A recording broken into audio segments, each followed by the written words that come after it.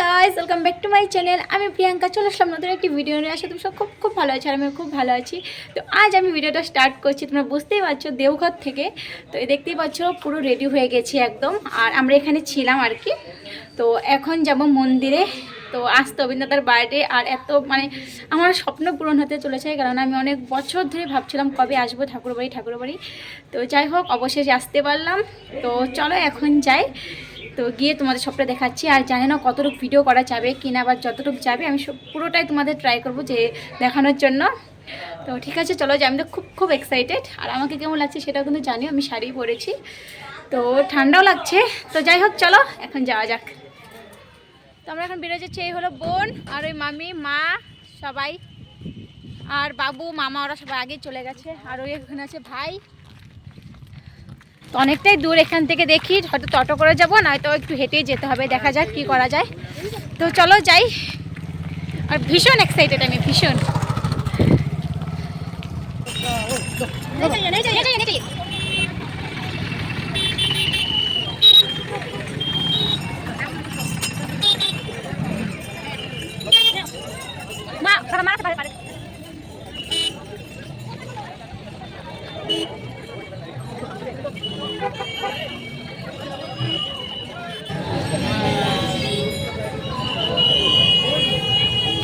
অবশেষে এতদিনের অপেক্ষার পর আজ মন্দিরের সামনে।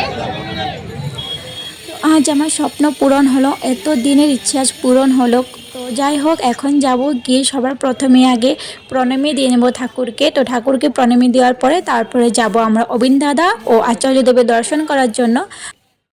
তো ঠাকুরের মন্দিরে, বড়মার মন্দিরে আমরা প্রণামী দিয়ে চলে আসলাম। আর এখন যাচ্ছি হলো আচার্যদেবের দর্শন করার জন্য। তারপরে যাব অবিন দাদা দর্শন করার জন্য। আর চারিপাশটা এত সুন্দর করে সাজিয়েছে, ভীষণ ভালো লাগছে দেখতে। আর তোমরা যারা যারা এসেছো ঠাকুর বাড়িতে, তারা তো জানো যে ঠাকুর বাড়ি সত্যি কতটা সুন্দর দেখতে।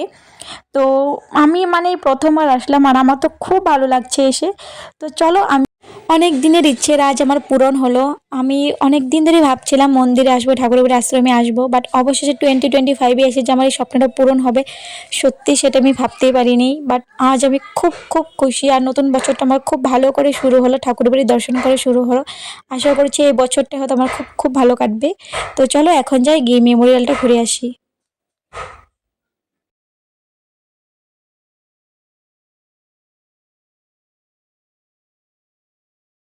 তো আমরা মেমোরিয়ালটা ঘুরে আসলাম। আর মেমোরিয়ালের ভিতরে ঢোকার সাথে সাথে একটি আলাদা অনুভূতি হচ্ছিল, যেটা আমি বলে বোঝাতে পারবো না। তোমরা যারা যারা এসেছো তারা জানো যে এখানে ঠাকুরে ব্যবহার করা, বড় মা ব্যবহার করা প্রত্যেকটা জিনিস আছে। তো সেই সমস্ত দেখে মানে শরীরে কাঁটা তো দিচ্ছিল, আর চোখ থেকে জল পড়ছিল। একটি আলাদাই অনুভূতি হচ্ছিলো, আলাদা একটি ভালো লাগা। তো বলে আমি বোঝাতে পারবো না।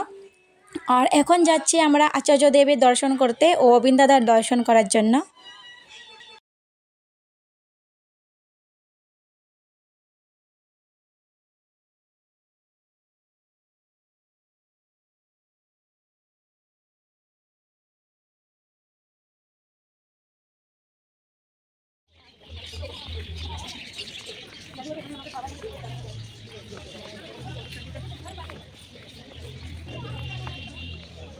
তো বড়দার মন্দিরে প্রণাম করে আমরা আচার্যদেবের দর্শন পেয়ে গেছি, আর অবিন্দাদাও দর্শন করে নিয়েছি। আর আমার দীক্ষা এখন তো আচার্যদেবের কাছ থেকেই প্রায় 6-7 বছর হয়ে গেছে আমি দীক্ষা নিয়েছিলাম।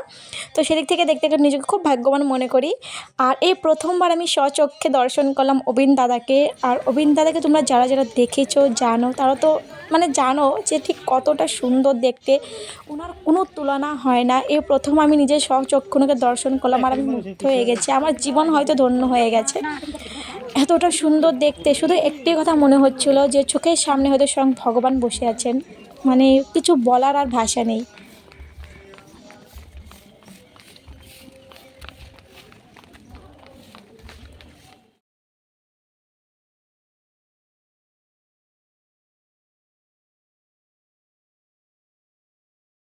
তো মন্দির খুলে এখন আমরা চলে আসলাম আনন্দবাজার করার জন্য। আর এত ভালো লেগেছে মন্দিরে ঘুরে, মানে কি বলবো। আর আমি অনেক জায়গাতে ভিডিও করিনি, ভাবলাম থাক ভিডিও পরে কোনো দিন আবার আসলে করব। আজ এই প্রথম বছর ভালো করে মন্দিরটাকে একটু ঘুরে দেখে যাই। তো এখানে আমরা রবীন্দ্রনাথ বার্থডের কেক নিয়ে এখন চলে যাচ্ছি আনন্দবাজার করার জন্য। তো আমরা এখন যাচ্ছি আনন্দবাজার করতে।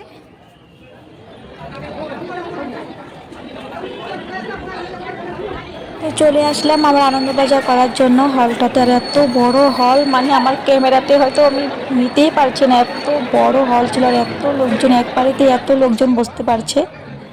তো বসে গেছি এখানে এক লাইনে, আমরা মা সবাই একসাথে বসে গেছি। তো চলো প্রসাদটা খেয়ে নিই আগে।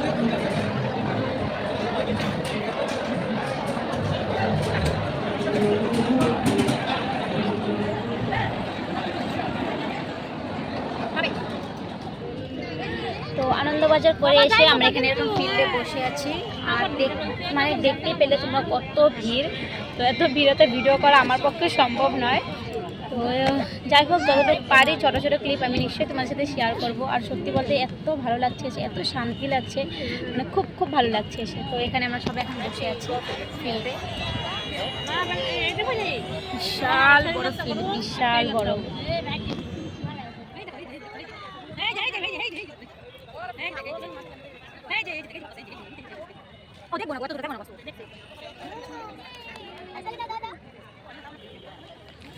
তো মন্দির থেকে এখন চলে আসলাম বাড়িতে। তো আবার যাব রাত্রেবেলা, এখন ফ্রেশ ট্রেশ হয়ে জামা কাপড় ছেড়ে আবার রাত্রেবেলা যাব। তো চলো আবার পরে কথা হবে।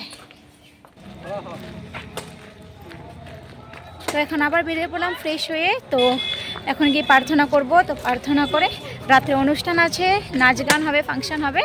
তো তারপরে সব দেখে বাড়ি ফিরবো। তো চলো তোমাদেরও নিয়ে যাচ্ছি।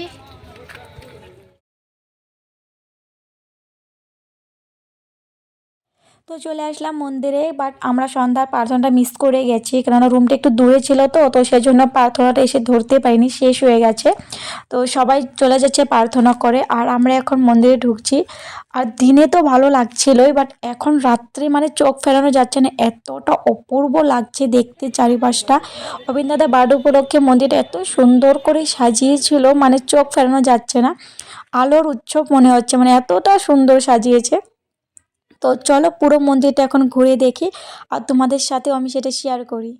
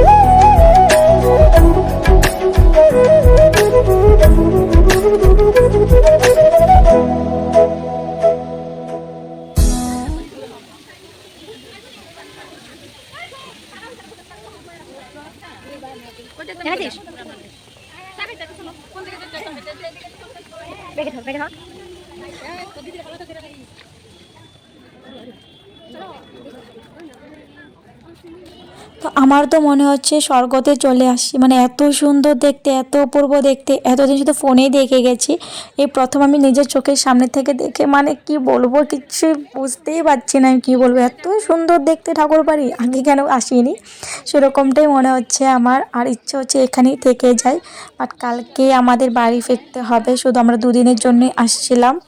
তো মনটা একটু একটু এখন থেকে আমার খারাপ করছে, বাট আমি চাই প্রত্যেক বছর এখানে আসতে।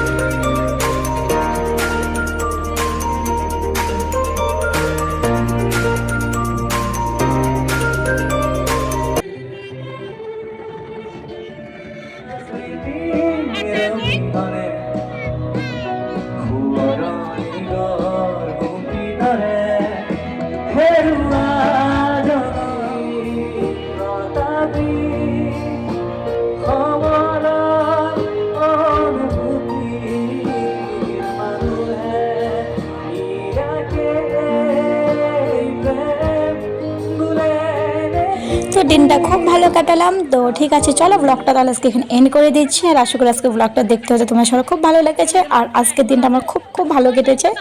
তো দেখা হবে পরের ব্লগে। সবাই খুব খুব ভালো থেকো, সুস্থ থেকো। জয় গুরু।